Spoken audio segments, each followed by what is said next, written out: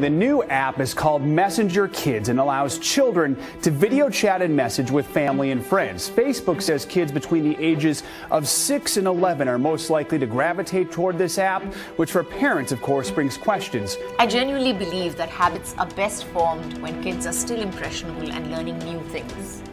With this insight, Lifebuoy created its first ever children's book in India, the H for Hand Washing Alphabet Book.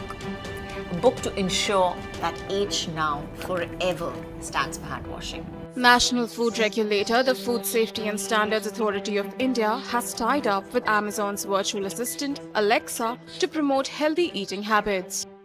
सबसे अच्छी लड़ाई वो है जिसमें सामने वाले को पता भी ना चले कि कब लड़ाई हुई और कब वो हार भी गया। कहने को तो हम एक सिविल सोसाइटी से बिलोंग करते हैं जहाँ लड़ाई करना कोई अच्छी बात नहीं होती। कहने को हम काफ़ी डेवलप हो गए हैं, लेकिन अंदर से हम अभी भी वैसे ही हैं जैसे हज़ारों साल पहले थे। वही रफ्तार का शौक़, वही जीतने की चाह, वही मेटिंग के लिए कंपटीशन, बस तरीका बदल गया है। अभी भी जंगल ही, और जंग के बिना जंगल में या तो बस मिट्टी रह सकती है या फिर वो लोग जो मिट्टी में मिल चुके हैं। लॉ एंड ऑर्डर के रहमो करम से फिज़िकल वॉरफेयर तो इलीगल है। इसका असर ये है कि जितने भी लोग जिनमें इंस्टेंट ईगो है वो सब जेल में बंद है, और जिनके ईगो पे रेगुलेटर लगा है कि वो उसे कम ज़्यादा कर सकें, वो ढूंढ लेते हैं लड़ने के कुछ लीगल तरीके। फ़र्ज़ कीजिए आप और मैं एक सेब के पेड़ के नीचे बैठे हैं। मेरे पास एक पत्थर है और एक छड़ी है, तो किस तरीके से मैं कम से कम एफर्ट लगा के सेब तोड़ सकता हूँ? सबसे ईजी तरीका ये होगा कि मैं आपको इन्फ्लुएंस कर दूँ कि आप मेरे लिए वो सेब तोड़ दें। आज के इस एपिसोड में हम यही जानने की कोशिश करेंगे कि वो कौन से तरीके हैं जिन्हें इस्तेमाल किया जा रहा है आपके मन में इच्छाओं को जगाने के लिए या तोड़ने के लिए। So let's find out in recess. America के पहले प्रेसिडेंट श्री जॉर्ज वाशिंगटन जी, अब जिस बंदे ने पूरा देश संभाला हुआ था वो तो क्या ही खेलता होगा, नहीं? नेता लोग के पास देने के लिए होता ही है झूठे वादों के सिवाय। अमेरिका में आज़ादी से पहले ऐसे ही एक बार कुछ आर्मी के अफसर सैनिकों को यूनाइटेड स्टेट कांग्रेस के खिलाफ बगावत के लिए तैयार कर रहे थे। अब कोई हल्का आदमी होता तो बह जाता, लेकिन जॉर्ज भाई ठहरे अपने आर्मी चीफ। उनका था रौला। बिना बुलाए चढ़ गए स्टेज पे बागी फौज के सामने और कहते, भाइयों, अगर आपकी इजाज़त हो तो मैं चश्मा पहन लूँ।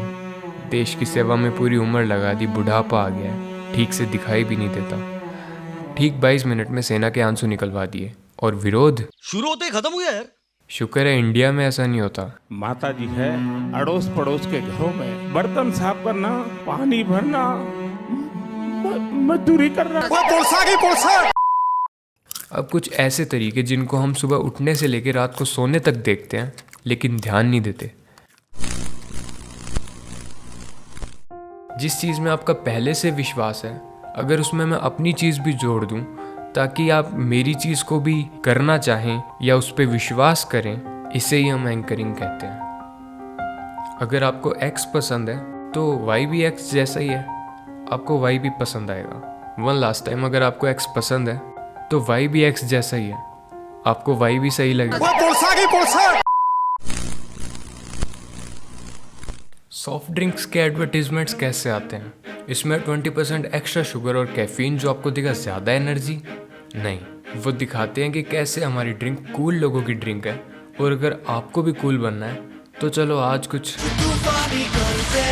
क्योंकि डर के आगे जीत है। और असली माहौल तो कोका कोला का है। 10 रुपए की बोतल खरीदो और लड़की।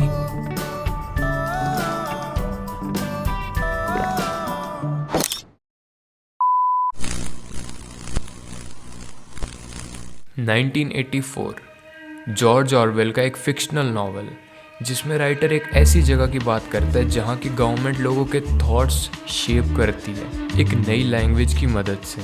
उस लैंग्वेज में सरकार की विचारधारा को सपोर्ट करने के लिए ही शब्द अवेलेबल हैं। गवर्नमेंट से डिसएग्री करने या गवर्नमेंट को क्रिटिसाइज करने के लिए कोई वर्ड्स अवेलेबल ही नहीं है। तो जब भी लोगों को गुस्सा आता होगा, उन बेचारों को समझ ही नहीं आता होगा कि करें क्या।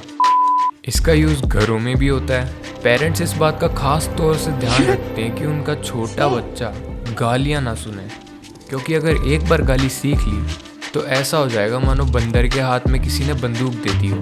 एडवर्टाइजर्स भी इसका भरपूर इस्तेमाल करते हैं।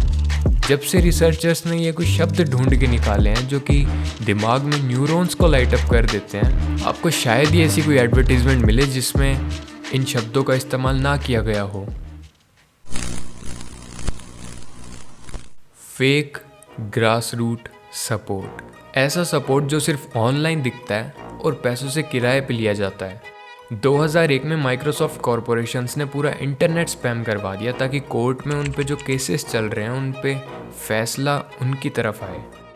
साल 2000 में जॉर्ज बुश और एल्बर्ट गॉर ने इलेक्शंस में एस्ट्रोटर्फिंग का भरपूर इस्तेमाल किया, जिसमें बुश जीत गया क्योंकि शायद उसकी पीआर टीम ज़्यादा अच्छी थी। शुक्र है इंडिया में ये सब नहीं होता। गैसलाइटिंग का मतलब किसी की रियलिटी को डिस्टॉर्ट करना या मॉडिफाई कर देना। हम सब जानते हैं कि 5 नवंबर 2013 को इसरो ने मंगलयान लॉन्च किया था। इंटरनेट पर 99% सोर्सेज यही क्लेम करते हैं, लेकिन अगर इससे ज़्यादा सोर्सेज, न्यूज़ आर्टिकल्स और बुक्स ये क्लेम करते हुए छाप दी जाएं कि इंडिया का मार्स ऑर्बिटर मिशन फेक था, तो निश्चित रूप से 200 साल बाद इतिहासकार 2 शाखाओं में बंट जाएंगे और उस वक्त ये दोनों रियलिटीज़ एक साथ एग्जिस्ट करेंगी। और उसके भी 200 साल आगे जाएं तो मार्स मिशन को ऑफिशियली फेक बताया जा सकता है। इस पे अभी एक मूवी भी रिलीज हुई है जिसकी स्टोरी एक लड़की के अराउंड रिवॉल्व करती है, तो अगर आप चाहो तो भी मत देखना। तोबा थारा मूड खराब कर दिया। कैट फिशिंग का मतलब एक फेक इंसान तैयार करना। सालों पहले चाइना ने 2 बच्चे किडनैप करे जो कि असल में भाई बहन थे। उन्हें अलग अलग ट्रेनिंग कैंप्स में सीक्रेट एजेंट की ट्रेनिंग करवाई। वो दोनों एक दूसरे से सिर्फ लेटर्स के थ्रू बात कर सकते थे, जो कि इंटेलिजेंस एजेंसी के थ्रू ही भेजे जा सकते थे। एमएसएस ने किया ये कि उन लेटर्स में जो फोटोज़ अटैच्ड थी उन्हें ग्रेजुअली 14 साल तक धीरे धीरे मॉडिफाई करा। अब उन दोनों भाई बहनों के मन में एक दूसरे की जो फोटोज़ थी असल में वो वैसे दिखते ही नहीं थे। और आखिर में जब काफ़ी सारा काम लेने के बाद मतलब पूरा हो गया, तब भाई को ही बहन को निपटाने का टास्क दे दिया गया। आज के टाइम में ऑनलाइन फेक आईडीज से ठगने वाली एंजल प्रिया से लेकर डेविल प्रियांशु तक सब कैट फिशिंग के एग्जाम्पल्स हैं। और काफ़ी सारी कंट्रीज़ में तो चाइल्ड पोर्नोग्राफी को रोकने के लिए और पीडोफाइल्स को पकड़ने के लिए ऑफिसर्स फेक प्रोफाइल्स बनाते हैं और देखने वालों की ही फिल्म बना देते हैं। तो आप तो मत ही पड़ना इन सब चक्कर में।